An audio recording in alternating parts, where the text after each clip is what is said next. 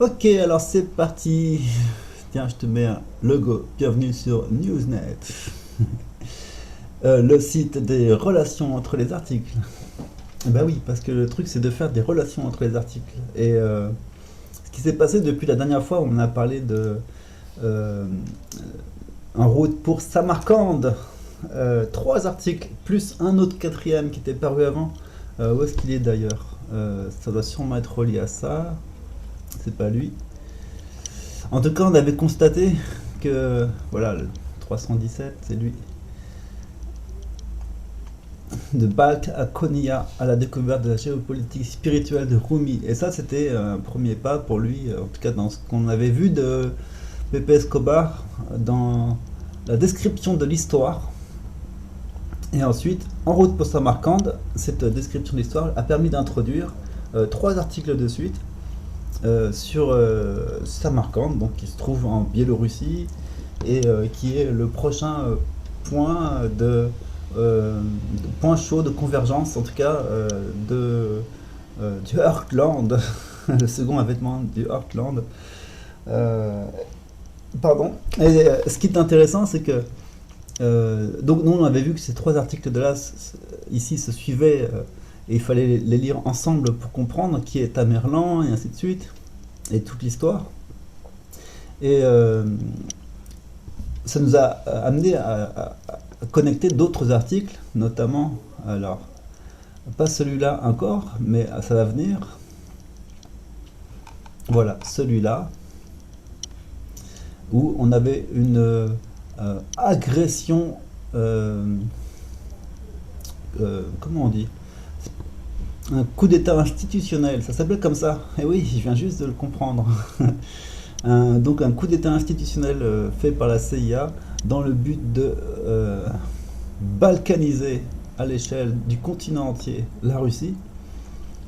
Ça, c'est leur stratégie, hein, donc officiellement, et sous des auspices de très bonnes intentions, en reprenant tous les arguments qui sont avancés par la Russie, de autodétermination des peuples, droits de l'homme, tout ça. T'en veux? Bah, je t'en file, moi, des droits de l'homme, regarde. Voilà leur façon de penser.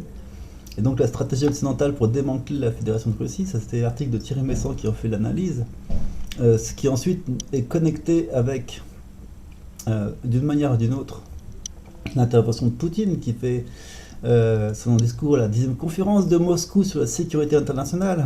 Donc à ce moment-là, lui, il est conscient de ce qui est en train de se préparer et entre, dans les entrecoins de son discours, on remarque une préparation à contrer ces velléités. C'est ce même article qu'on a étudié. Alors lui, il a eu des suites encore, d'autres, une étude de Moon of Alabama, une exposition multipolaire montre l'épave unipolaire. Donc la traduction en anglais, le texte intégral et une intervention du chef militaire. En anglais pour l'instant, elle n'est pas encore traduite. Donc on avait déjà ça. Ça, je te le mets là dans un coin aussi. Et donc je te l'ai mis là, c'est cool. On a eu... eh oui, attends, avant que je te dise tout. Euh, Ici, Philippe Grasset qui fait un commentaire de l'article qu'on avait commenté sur le second avènement du Heartland et qui lui s'amuse à le relier avec l'article préalablement publié sur Eurosynergie haut et fort, prométhéisme et atlantisme, où notamment, alors lui, déjà il parlait de ce point-là qui est ici, donc du coup c'est relié avec cet événement, où est-ce qu'il était lui? Je sais plus, d'accord, qu'on vient de voir, hein, ok, où notamment il explique le fonctionnement de l'intermarium qui lui-même était déjà abordé par Pepe Escobar les mois précédents. Le but étant évidemment de... Alors il parle aussi de ethno-futurisme, etc. parce qu'il est parti dans un trip euh, de... Ouais, rétro-futurisme, un truc comme ça. Et ça aussi, Philippe Grasset l'avait développé. Attends, je peux même te le retrouver. Philippe Grasset qui nous avait développé Face à la modernité de l'archéomodernisme à l'Empire. Et là encore, c'est un article de Synergie Haut et Fort qui était commenté par des Défensa et donc qui est relié maintenant à cette histoire. Ou notamment, alors lui, qu'est-ce qu'il expliquait avec son intermarium, occupe une sorte de troisième position et constitue l'épicentre de la nouvelle Europe dans laquelle, en écho aux thèses archéo-futuristes, ça c'est parce que c'est lui qui est axé là-dessus, il aime bien ce terme, euh, innovation et tradition se fondent dans cet espace qui s'étend de la mer Baltique à la mer Noire, là où ont lieu toutes les confrontations actuellement. Les divisions nationales sont dépassées par l'idée d'ethnofuturisme. Bon, d'accord, ok. Mais attends, c'est pas tout. Et dans le même temps, alors déjà, il y a des Defensa qui fait un article à la suite du Heartland, mais à la suite du Heartland, on a encore Pepe Escobar qui nous a publié un nouvel article. Alors du coup, comme il est en anglais, c'est celui-là qu'on a mis ici. Parce que là, on a une autre série, la même, mais en anglais. Donc celui-là, il n'est pas encore traduit en français, c'est le Jigsaw eurasien. Et donc, vous comprendrez ce que c'est qu'après que le Jigsaw, après avoir lu ceci en anglais. Ce qui est intéressant. Et attends, et c'est pas fini non plus, parce que dans le même moment, on avait notre commentateur préféré, Alastair Crooke, qui lui aussi avait des jonctions avec toute cette série d'articles qu'on a vu, qui s'appelle Le Masque de Pandore, les perspectives du totalitarisme, et donc du coup il a publié un nouvel article, là fraîchement, tout de suite, il y a un jour, La naissance de la tragédie, et on va y revenir après. Ok, très intéressant. Ce que je veux montrer aujourd'hui, c'est qu'il a fallu que alors je sais pas si je vais montrer ça, allez, si, un petit peu vite fait. Padam. Ça, c'est... donc j'ai décidé de prendre le but du site Newsnet. Attends, je te mets le logo. Parce que Newsnet, c'est un logiciel, hein, après tout. Le but du site Newsnet, c'est de voir comment sont connectés les articles les uns avec les autres. De faire une base documentaire qui permet de croiser les informations. Si tu veux croiser les informations, déjà, il faut tout lire. Et il faut ensuite voir comment les choses sont connectées les unes aux autres. Pour essayer de constituer un bloc. J'ai construit ce petit logiciel qui s'appelle DataArt. Donc tu vois ici sur un IDE qui date du siècle dernier, parce que j'aime bien les vieux trucs. Ou alors ici, les parents sont associés aux parents, enfants et relatés. Donc les articles reliés, related, ce sont les articles qu'on met dans le... tu vois, ici, relié à, ça c'est voir aussi. Mais sinon, ils peuvent être liés par un effet de parents et d'enfants. Donc si tu cliques sur celui-là, tu vas chercher ses parents, ses enfants, et à chaque fois, tu vas chercher... quand tu prends les parents, tu cherches... Alors le search, lui, il fait tout. Il fait parents, enfants, relatés. Et d'abord, tu cherches les parents, donc toute la série qui va avec, puis les enfants, toute la série qui va avec, et puis les relationner, et sachant que chaque article mis en relation peut avoir des parents, des enfants et des relationnés, ainsi de suite. Les enfants peuvent avoir des enfants, etc. Donc en faisant ça, en gros, l'idée c'est que j'ai créé ce petit machin, voilà. Tu prends un article que tu cibles, un cycle de départ. Lui, il te crée tes deux listes, la liste des nœuds et la liste des liens. Ça, ce sont les nœuds en fait, et là, c'est les liens. Non, pardon, ça c'est les nœuds, voilà, les nœuds portent des noms. Ils ont un modularity class, c'est en fait pour dire si ça c'est un parent ou si ça c'est un article lié. Ce qui n'est pas très pratique dans la façon dont c'est fabriqué, et c'est pas très commode. Je trouve que c'est très synthétique et très intelligent comment c'est fait, mais c'est pas suffisant. Et ça c'est pour les nœuds en fait, ils sont non dirigés, on a donc les parents, les enfants, enfin tu vas de là vers là, voilà. Ce qui permet de... je t'enlève ça, de s'amuser avec ce truc. L'application s'appelle Gephi, et pour l'instant c'est une application de bureau. Donc tu fais rentrer ton jeu de données là-dedans et tu vois comment tous ces articles qu'on a vus sont reliés les uns avec les autres sous le terme de parents ou de articles liés. Donc en vert et en rouge, rose. Ça nous donne une idée de du cluster d'informations qui est pris en compte dans la compréhension de ce qui est en train de se passer en ce moment. Ça, c'est juste parce qu'il y a un événement politique. Ce qui est important, je voulais vous montrer ça parce que c'est vachement bien. Bientôt, on essaiera de faire un système plus avancé qui permettra à l'utilisateur, au visiteur, de directement cliquer sur un article et de voir automatiquement toute sa nébuleuse de connexion. Et on pourra même étendre. C'est un peu ce qui avait déjà été fait dans les... tiens, je t'enlève ça. C'est un peu déjà ce qui avait été fait ici. Tu sais, quand tu vas dans les arborescences, bon, tu peux quand même déjà avoir une petite idée du truc. Voilà. Mais sinon, c'est pas très poussé. Ça permet juste d'avoir voilà, une structure, une arborescence. Là, on a quand même quelque chose de plus sérieux. Et pour rentrer un petit peu dans le fond du sujet, ce qui se passe au moment où, alors ça c'est Intermarium Prométhéisme, ok. Là c'est le Jigsaw, ok. Oui, c'est parce que j'étais passé ici. De défendre ça, c'est lui qui a fait le lien entre les articles sur Samarcande et les articles de Haut et Fort sur le prométhéisme. Donc il a mis les deux en connexion. Ça nous a permis de relier des blocs d'articles. Ce qui fait remarquer, alors il fait des remarques qui sont pertinentes, comme très souvent, et il y en a une qui m'a percuté l'esprit, et qui permet d'entrer dans une explication un peu plus complexe et philosophique. Le cas Pepe Escobar que nous connaissons bien est particulièrement révélateur de ce qu'il cherche, c'est de... Alors, bon, tu verras, ok. Attends, non, mais je vais te le dire. En fait, il parle de... Alors, ça commence avant.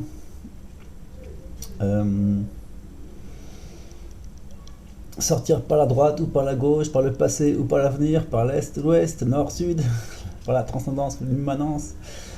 Peu importe l'orientation qu'on serait tenté de trouver ici ou là. Les voies empruntées, les projets envisagés, les jugements politiques présents, confortés ou heurtés.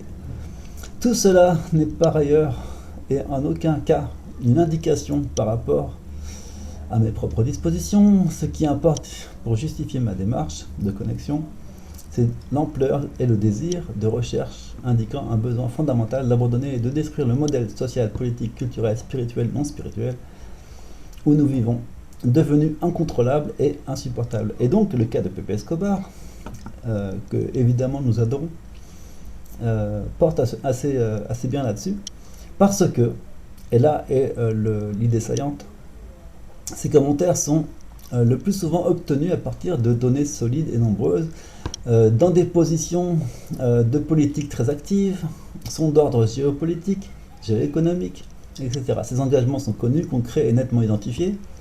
Justement, même si ces engagements apparaissent dans le texte ci-dessous, qui est le Heartland qu'on avait vu, le sujet central que nous évoquons est traité d'une façon absolument différente et pas du tout d'une façon anecdotique. C'est-à-dire que l'engagement devient anecdotique dans son texte.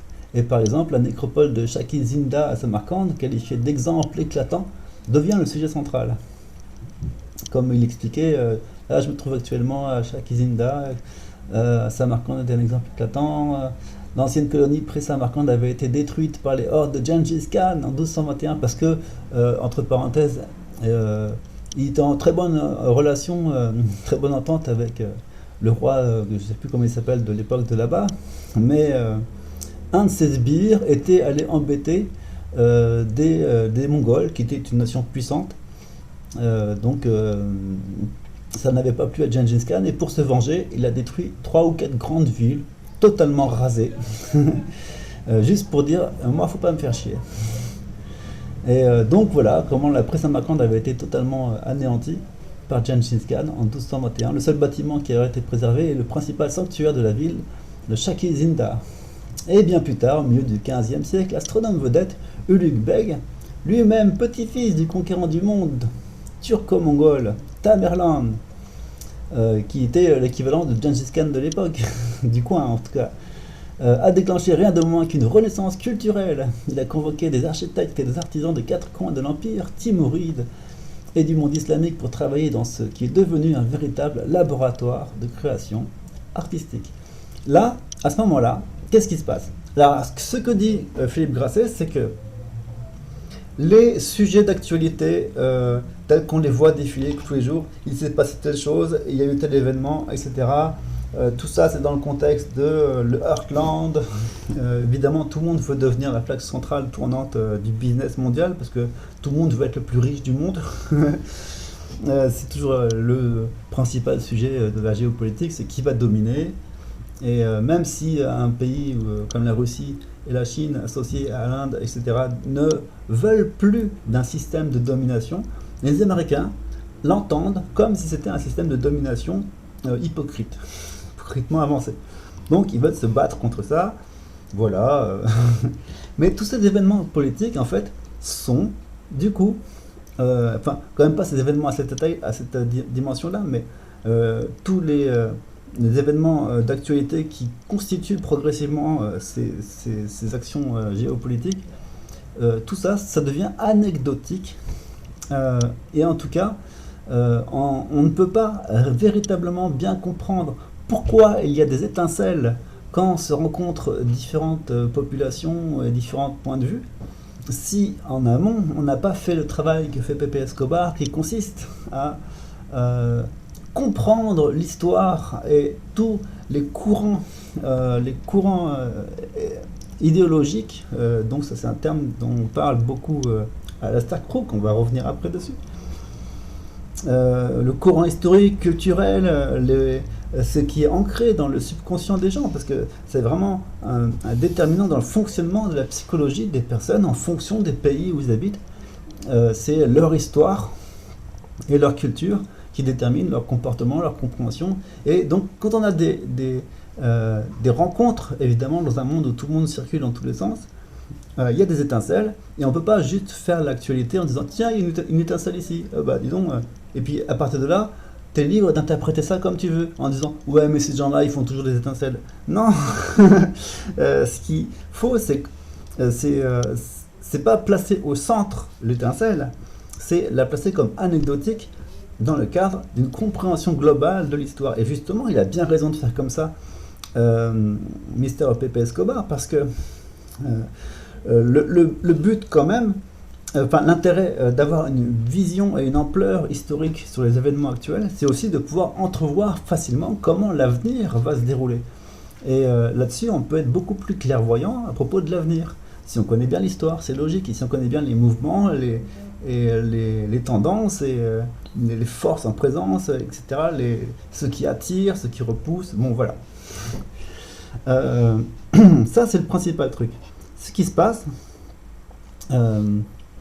tiens, du coup, ça nous permet d'aller voir, pardon, c'est Rick et Morty un peu des fois le truc. Naissance d'une tragédie. Ce qu'il y a, c'est que Malastair Crook a reproduit, a continué à écrire encore à la suite des articles qu'on avait également commentés. Alors, Perspective de totalitarisme avait engendré le masque de Pandore, qui lui nous avait permis de faire une description interminable sur cet événement-là précisément, où on a un média qui te dit textuellement ce qu'il craint qu'il arrive, alors qu'il utilise des termes d'une grande rudesse que même dans les altes médias on n'osait même pas utiliser. Alors qu'en fait, ce n'est pas ce qui craint qu'il arrive, c'est un peu comme l'autre là, où est-ce qu'il est? À chaque fois je le perds. L'intermarium et le plan de machin. Attends, je le retrouve quand même. Oui, oui. Ça, c'est donc tout ce qui est Samarcande. D'accord, très bien. Oui. Ah, bah oui, parce que lui, il nous avait amené là. Déclaration adoptée, c'est ça là dont je parle. Par le deuxième Forum des peuples libres. Voilà. Le truc important, c'est que eux, ceux qui ont le plan de faire ça, là, sont très méchants. Ils le font sous des auspices, pas en disant qu'ils sont très gentils, évidemment, en disant que ceci est la garantie de la paix. Là, tu vois, t'as la paix. C'est sûr, avec ça, on est tranquille. Et dans leur façon de procéder, ils anticipent sur ce qui existe réellement et ils te disent ce qu'ils voudraient qu'il existe réellement. Et donc maintenant ils partiront toujours du principe que ce qui existe réellement c'est ça, et que l'existant actuel n'est pas valable, et que l'existant valable c'est celui qu'ils imaginent là, qu'ils veulent. C'est leur façon d'avancer. Le truc c'est que dans cet article, c'est exactement la même chose qui se passait avec des télégraphes qui te disaient il va y avoir des affrontements urbains, les politiciens vont se faire chasser du pouvoir. C'est pas un truc qu'ils craignent, c'est ce qu'ils veulent. Ok, d'accord. Le principal thème de cet article, c'était l'idéologie. Et ce que je voulais dire de relativement intéressant, je crois, c'est que, à l'instar de Pepe Escobar, Alastair Crooke fait le même genre de travail, sauf que Pepe Escobar, lui, il est axé sur l'histoire pour pouvoir expliquer l'actualité. Et Alastair Crooke, de plus en plus, notamment dans cet article-là, la naissance d'une tragédie qui est catégorisée dans le grand changement. Lui, il base l'explication de l'actualité sur la philosophie. Et dans ce contexte, avec cette explication, il fait le même travail que Pepe Escobar, qui consiste à contextualiser de façon extrêmement pertinente, et de façon à leur donner une nouvelle compréhension et à jeter une nouvelle lumière sur les événements. Et ça fait plusieurs fois qu'il fait des articles qui sont résolument classés dans la catégorie, je te remets, philosophie, je l'avais changé, voilà. Parce que notamment, là, il va parler de nombreux auteurs c'est de la philo explicative, hein. Il parle des points de vue des uns et des autres. Christopher Lasch l'avait prévu, nanana. Après, on rentre pas dans le détail de l'article, mais c'est pour dire que ça fait plusieurs fois qu'il fait de la philo. Ce qui se passe actuellement, et ça c'est l'explication finale, c'est que le changement d'époque actuelle que nous vivons, c'est troisième étape évolutive de cette civilisation et humanité, parce que c'est une civilisation globalisée qui se globalise, et de toute façon c'est tout l'intérêt de cette civilisation. Et c'est dans sa première étape, on peut dire que ce qui est prééminent dans les raisons d'agir appartient aux grands principes, aux grandes religions, aux lois de la nature qu'on observe et qu'on applique approximativement à ce qui devrait exister. C'était très beau quand on voyait chez Pepe Escobar le fait que il y a 500 ans, des gens se sont battus pour faire des belles villes, des villes où on est en paix, où on a la paix, la prospérité, et où le quotidien des gens est régi par une mécanique qui fonctionne tout à fait parfaitement bien au quotidien, sur laquelle il n'y a pas d'injustice, il n'y a pas de problème, et sur cette base on peut construire un centre artistique où on peut vraiment produire la plus belle construction humaine possible. Et c'est un peu ça le but d'une civilisation. C'est très beau sur le plan anthropologique, parce que ça veut dire que c'est une civilisation qui a atteint un niveau de stabilité émotionnelle et fonctionnelle qui est exemplaire et qui est le but de toute civilisation. Ça n'a pas duré parce qu'autour il y en a d'autres qui évoluent aussi, qui vont faire en sorte que il faut que ce soit la même chose mais globalisé qu'on obtienne. Et donc c'était le courant de l'histoire. Et ce qui se passait ici, je parlais des trois étapes en fait. Dans la seconde étape, c'est ce dont parle principalement Alastair Crooke dans cet article, la naissance d'une tragédie, c'est le fait que dans cette époque-là, et qui se termine maintenant, c'était la deuxième strate, on a compris qu'on avait besoin de conceptualiser les choses, de les comptabiliser, de les énumérer, de les comprendre, de voir la logique, les fonctionnements, la dimension matérielle de l'existant. Et donc, il a fallu se concentrer là-dessus, ça ne permet pas de garder un esprit unitaire, philosophique, spirituel, de faire intégrer la spiritualité. Par contre, par exemple, dans une discussion politique, enfin, en fait, dans aucune discussion politique, dans aucune discussion économique ou commerciale, il est approprié, à un moment ou à un autre, de parler de spiritualité, de philosophie, d'une vision unitaire du destin du monde, d'apporter des grandes choses, à moins que ce soit parce qu'on détecte que l'autre en face il a les mêmes idées, on peut lui glisser un mot pour le rassurer et dire ouais je pense comme toi, t'as raison et hop on signe. Mais sinon, ça n'a rien à faire dans une discussion, dans quelque discussion que ce soit. Personne ne veut entendre parler de choses d'ordre spirituel ou de la transcendance ou quoi que ce soit. Ça ne rentre dans aucune discussion. La civilisation, elle est plantée là sur le fait qu'elle se rend compte par la pratique que science sans conscience n'est que ruine de l'âme. C'est-à-dire qu'on n'a de place pour aucun niveau de conscience dans nos actions. Tout est fait de façon fonctionnelle. Les gens ils suivent des protocoles, il y a des manières de faire et de dire, et dès qu'on s'en écarte, on se fait battre. Et ça, même la Chine, ils sont à fond là-dedans, il n'y a rien à dire, ils n'ont aucune spiritualité dans leur fonctionnement. Donc c'est vraiment très protocolaire et inhumain. Et là, ce qui se passe, même s'il y en a plein qui veulent le nier, c'est que ce qui se passe, c'est que la civilisation rentre en conflit avec les limites de cette façon de penser, qui est amplement insuffisante et inconsistante, en tout cas incapable de garantir une unité, un fonctionnement global, une philosophie, une spiritualité, et donc au final incapable de garantir la paix et la prospérité qu'on pouvait observer déjà il y a 500 ans dans des villes tranquilles. Même si avant elles se faisaient exterminer pour un oui ou pour un non, quand ils reconstruisaient c'était en mieux. Et voilà.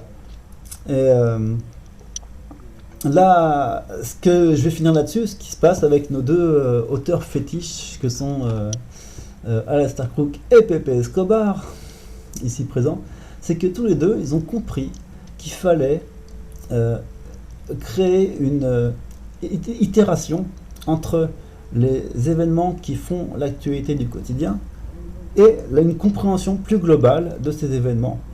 Pepe Escobar, il le fait maintenant grâce à l'histoire, et Alastair Crooke le fait au moyen de la philosophie.